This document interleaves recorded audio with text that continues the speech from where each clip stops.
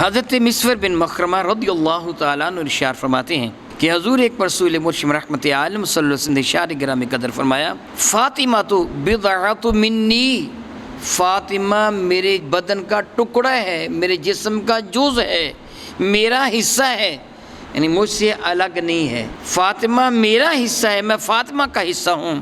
فمن اغضبہا اغضبنی، جس سے فاطمہ کو غصہ دلایا اس سے فاطمہ کو نہیں، مجھے مصطفیٰ کو غصہ دلایا۔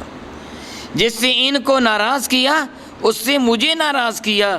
اور جو وہ بندہ وہ میں یوزنی من اذاہا، وہ جس نے ان کو آزاد دی اس نے مجھے آزاد دی۔ اور دوسری روایت میں یہ ہے وَيُوزَنِي مَا أَذَاهَا، جو شے مجھے اذا دیتی ہے وہ میری بیٹی فاطمہ کو بھی اذا دیتی ہے، یعنی جو شے مجھے تکلیف دیتی ہے میری بیٹی کو دیتی ہے، جو چیز میری بیٹی کو تکلیف دیتی ہے وہ مجھے بھی دیتی ہے، اس لیے کہ میں اور میری بیٹی جدا نہیں، وہ میرا حصہ ہے، میں اس کا حصہ ہوں۔